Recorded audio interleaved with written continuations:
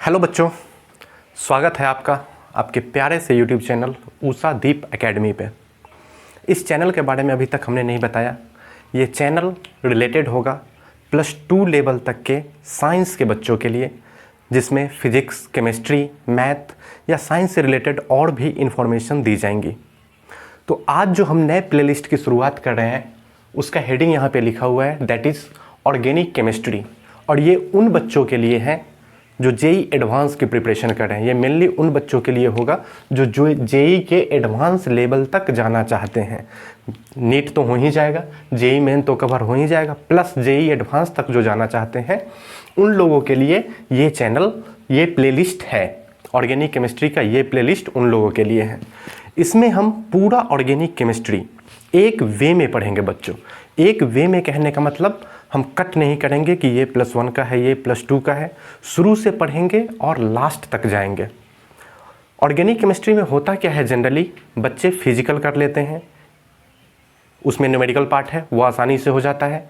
Inorganic थोड़ा याद कर लेते हैं, थोड़ा समझ लेते हैं, लेकिन उनकी गाड़ी आके अटक जाती है इस पार्ट में, ऑर्गेनिक केमिस्ट्री। क्योंकि ना तो यहाँ याद करने से काम चल सकता है और ना ही कोई फिजिकल एप्लीकेशन है कि एक फार्मूला याद किए और हम 2-4 न्यूमेरिकल कर पाएंगे। ये पूरे का पूरे एक कंसेप्ट बिल्डिंग है जो शुरुआत से ही आपको हर परत दर परत, कहते हैं ना कनेक्टिंग द डॉट्स, एक एक डॉट को कनेक्ट करके तब जाके ऑर्गेनिक केमिस्ट्री का पूरा बिल्टअप तैयार होता है और तब जाके ऑर्गेनिक केमिस्ट्री पढ़ने में भी मज़ा आता है और पढ़ाने में भी मज़ा आता है। तो चलिए शुरू करते हैं आज हम ऑर्गेनिक केमिस्ट्री का पहला लेक्चर। ये है lecture number 1।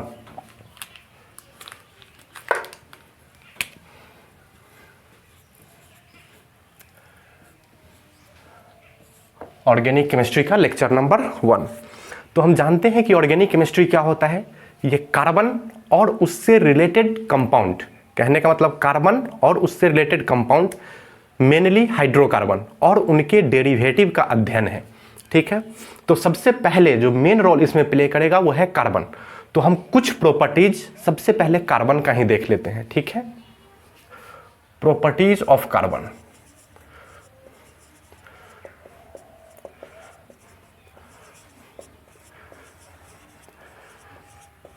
Properties of carbon.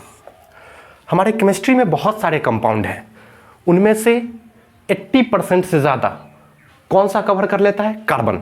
तो कार्बन में आखिर ऐसा क्या है कि इतने सारे पीरियोडिक टेबल में एलिमेंट है और उनके कंपाउंड की संख्या इतनी कम है और अकेले कार्बन इतना ज़्यादा कंपाउंड बना लेता है? तो इसकी कुछ खास विशेषता होगी, उन विशेषताओं को हम एक एक करके देखते हैं। सबसे पहला जो प्रॉपर्टी है कार्बन का बच्चों, वो है टेट्रावैलेंसी।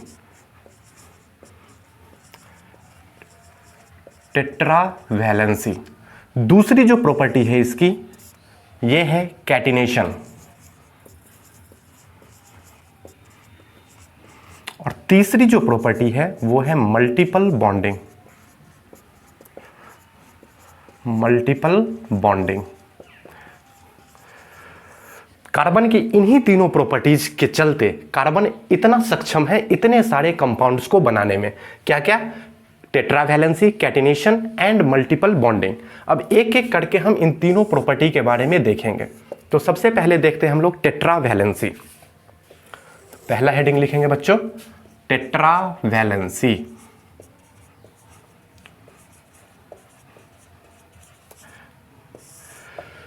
टेट्रावैलेंसी का मतलब होता है कि कार्बन कितना बॉन्ड बनाएगा? 4 बॉन्ड बनाएगा। टेट्रावैलेंट है कार्बन एटम, तो उसके लिए उसका पहले एटॉमिक कन्फिगरेशन देख लेते हैं। तो कार्बन का जो एटॉमिक नंबर होता है, पीरियोडिक टेबल में इसका एटॉमिक नंबर क्या डिफाइन किया गया है? ये 6 नंबर पे आता है।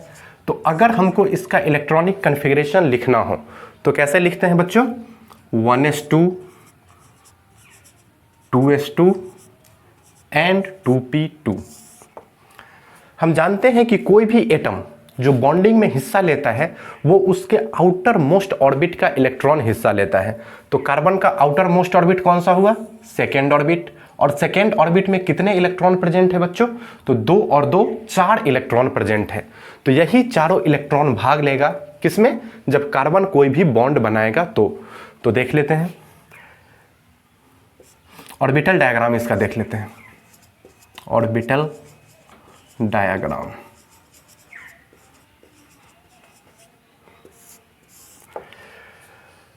एस ऑर्बिटल जो होता है बच्चों, एस सब ऑर्बिट में एक ही ऑर्बिटल होता है और उसका शेप होता है स्फेरिकल। एस जब भी ऑर्बिटल आए तो उसका शेप क्या हो जाता है, एक स्फीयर होता है। और पी सब ऑर्बिट की अगर बात करें तो उसका शेप कैसा होता है, ये डंबल शेप होता है। और एस और सब ऑर्बिट में एक ही ऑर्बिटल होता है, एस ही, लेकिन पी में 3 होते हैं, px, py और pz। इनके बारे में हम डिटेल में पढ़ेंगे जब केमिकल बॉन्डिंग पढ़ेंगे +1 का चैप्टर फिजिकल केमिस्ट्री का। तो अभी के लिए समझ लेते हैं कि 2p में 3 होते हैं, 2px, 2py और 2pz, क्योंकि डंबल का डायरेक्शन हो सकता है। यदि डंबल x डायरेक्शन में रखा हुआ है तो 2px, इसी डंबल को उठा के अगर हम y डायरेक्शन में कर दें तो 2py, और इसी डंबल को अगर z डायरेक्शन में कर दें तो क्या हो जाएगा, ये 2pz। लेकिन स्फेरिकल क्या है, स्फीयर क्या होता है, स्फीयर नॉन डायरेक्शनल होता है। तो इस तरह हम बोल सकते हैं कि स्फीयर का कोई भी डायरेक्शन नहीं होता है। उसी तरह से एस ऑर्बिटल क्या हो जाएगा, नॉन डायरेक्शनल, और पी ऑर्बिटल क्या है, डायरेक्शनल। इसके पास 3 डायरेक्शन होते हैं, एक्स, वाई और जेड, और होते हैं 2, वो पढ़ेंगे केमिकल बॉन्डिंग में, ठीक है। तो ऑर्बिटल डायग्राम देखते हैं इसका। तो ये है हमारा 2s, और 2p में कितना बनाना है, 3, एक 2px, 2py, 2pz। इलेक्ट्रॉन की फिलिंग करनी है तो 2s एनर्जी में कम है 2p से, तो पहले 2 इलेक्ट्रॉन इसमें चले जाएंगे। उसके बाद 4 में से बचे 2 इलेक्ट्रॉन और इसको इसमें भरना है। तो चूंकि एनर्जी सेम है सारे ऑर्बिटल का, तो पहले सिंगली भरेगा और तब डबली भरेगा। तो इस तरह से इसका ऑर्बिटल डायग्राम हो गया। तो ऑर्बिटल डायग्राम देखने से यह पता चलता है कि इसके पास अनपेयर्ड इलेक्ट्रॉन केवल 2 है, लेकिन ये शो क्या करता है, टेट्रावैलेंसी। तो फिर 4 बॉन्ड ये बनाता कैसे है, तो ये पिछले क्लास में भी बताए थे। ये क्या होता है, ग्राउंड स्टेट होता है, और ग्राउंड स्टेट में कार्बन कभी भी बॉन्डिंग नहीं करता है, उसको क्या करना पड़ता है, एक्साइट करना पड़ता है। एक्साइटेड स्टेट में जाता है तो उसको एनर्जी चाहिए होती है कितनी, 96 किलो कैलोरी पर मोल। तो यहाँ का एक इलेक्ट्रॉन, 2s का एक इलेक्ट्रॉन जंप करके चला जाएगा कहाँ पे, 2pz में। ये हो गया 2px, 2py, 2pz। एक इलेक्ट्रॉन जंप करके कहाँ चला गया, 2pz में। अब देखो कार्बन के पास कितने अनपेयर्ड इलेक्ट्रॉन हो गए, 4, और चारों अनपेयर्ड इलेक्ट्रॉन किसके लिए तैयार है, बॉन्डिंग के लिए। कोई दूसरा एटम आएगा, 4 एटम, और 4 एटम के साथ ये क्या कर सकता है, अपना बॉन्ड फॉर्मेशन कर सकता है। तो कार्बन एटम बहुत टेट्रावैलेंसी के कारण ये 4 बॉन्ड बनाता है, और इतने ज्यादा कंपाउंड होने का रीजन है, एक रीजन था क्या उसका, टेट्रावैलेंसी। तो कार्बन टेट्रावैलेंट क्यों होता है, तो ये हम समझ गए कि एक्साइटेड स्टेट में कार्बन के पास 4 अनपेयर्ड इलेक्ट्रॉन है। अच्छा, एक बात यहां सोचने वाली है कि अगर हर मोल कार्बन को हमको एक्साइट करने के लिए अगर 96 किलो कैलोरी एनर्जी देनी पड़ी, तो ये तो एंडोथर्मिक हो जाएगा इसका एक्साइटेशन। एक्साइटेशन सच में क्या है, एंडोथर्मिक है।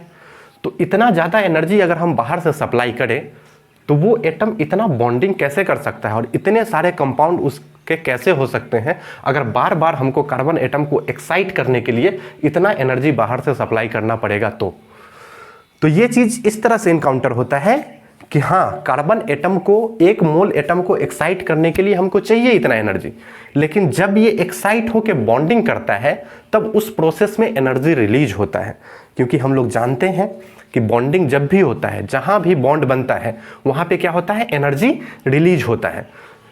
तो 96 किलो कैलोरी लगा एक्साइट होने में, और जब ये बॉन्डिंग करता है तो इससे ज्यादा एनर्जी रिलीज होता है, मोर देन 96 किलो कैलोरी पर मोल एनर्जी उस केस में रिलीज होते हैं। तो जितना एनर्जी लगा उससे ज्यादा एनर्जी मिल गया, फिर वही एनर्जी क्या इस्तेमाल हो जाता है, इसके एक्साइटेशन में, फिर वही बॉन्डिंग में। तो ये दोनों प्रोसेस चलते रहते हैं। तो एक क्वेश्चन इसका आता है कि पहले कार्बन एटम एक्साइट हुआ कि कार्बन एटम बॉन्ड बनाया, क्योंकि कार्बन के बॉन्डिंग के लिए हम बाहर से एनर्जी नहीं देते हैं। तो ये पहले ये क्वेश्चन आ सकता है कि पहले एक्साइटेशन होता है कि पहले बॉन्डिंग, पहले एनर्जी देनी होती है उसके बाद एनर्जी रिलीज होती है, या पहले कार्बन एटम बॉन्डिंग कर लेता है और तब जाके एक्साइटेशन होता है। तो वो तो नहीं होगा। तो इसका जवाब ये है कि ये दोनों साइमल्टेनियस प्रोसेस है। ये वही क्वेश्चन हो गया कि पहले मुर्गी आई कि पहले अंडा आया। दोनों क्या है, साइमल्टेनियस हम ये कह ही नहीं सकते कि पहले मुर्गी आई है या पहले अंडा आया है। उसी तरह से कार्बन एक्साइट पहले हुआ कि बॉन्डिंग पहले किया, ये चीज़ हम नहीं बता पाते हैं। इसको हम डायरेक्टली बोलते हैं क्या होता है, ये साइमल्टेनियस प्रोसेस है। Excitation and bonding of carbon atom is simultaneous process, दोनों एक साथ होता है और ओवरऑल क्या निकल के आता है, ये एक्सोथर्मिक निकल के आता है, क्योंकि जितना एक्साइटेशन में एनर्जी लगता है उससे ज़्यादा बॉन्डिंग में एनर्जी रिलीज हो जाता है। तो एक टॉपिक क्लियर हो गया बच्चों, टेट्रा वैलेंसी।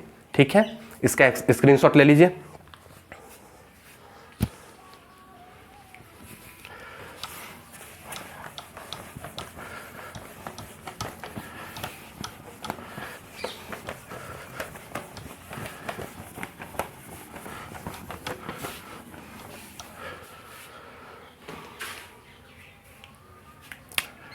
सेकेंड प्रॉपर्टी देखे थे बच्चों, कौन सा था, कैटिनेशन। कैटिनेशन, कैटिनेशन होता क्या है?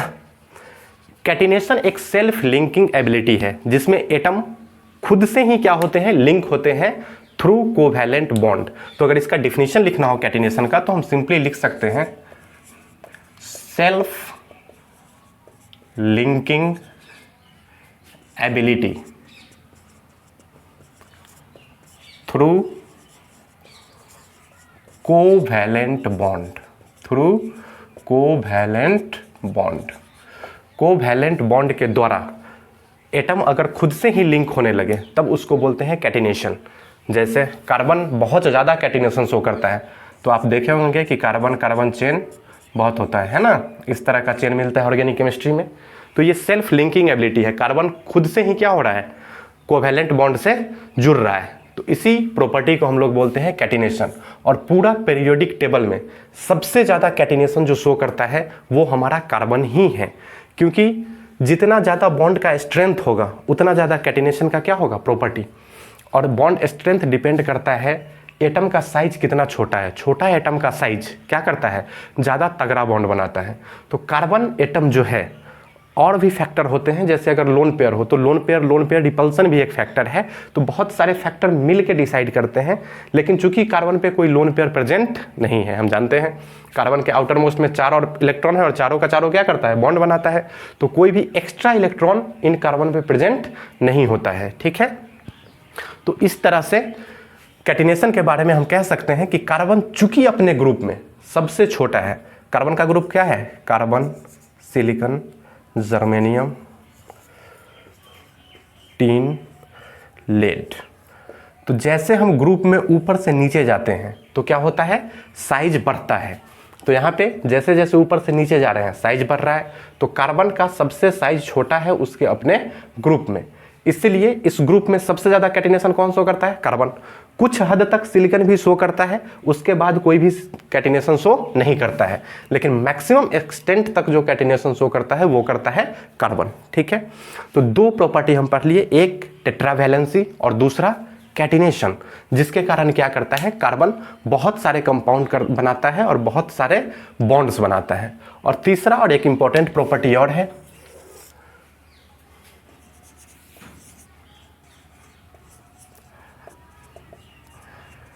Multiple bonding.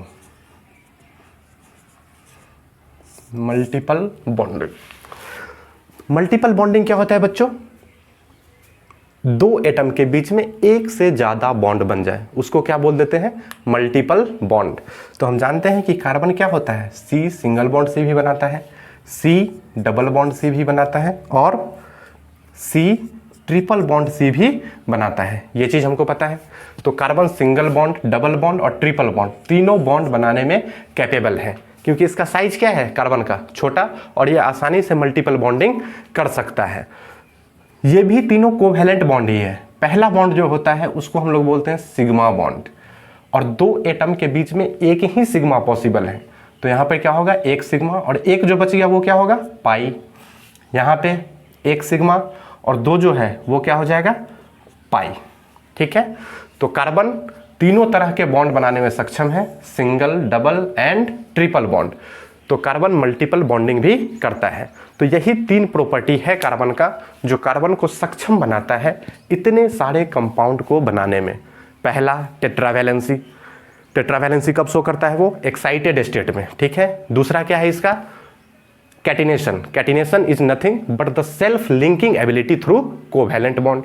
तो पूरा पीरियोडिक टेबल में सबसे ज्यादा कैटिनेशन शो करने वाला एटम कार्बन। तीसरा क्या है? Multiple bonding, carbon atom is capable of making multiple bonds, ठीक है। डबल बॉन्ड, सिंगल बॉन्ड और ट्रिपल बॉन्ड, तीनों तरह के ये बॉन्ड बना सकता है। तो इन सब रीजनों की वजह से कार्बन क्या है, बहुत सारे कंपाउंड बनाने के लिए एबल हो जाता है। तो ये हो गया कार्बन की कुछ खास विशेषताएं जिसके कारण ऑर्गेनिक केमिस्ट्री में क्या पूरा कार्बन का कंपाउंड भरा पड़ा हमको मिलता है।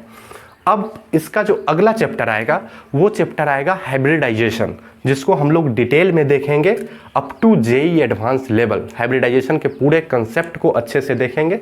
तब तक के लिए आप पढ़ते रहिए। कार्बन के ये 3 प्रॉपर्टी दिमाग में रहना चाहिए और बाकी सब्जेक्ट भी रिवीजन करते रहिए। Thank you.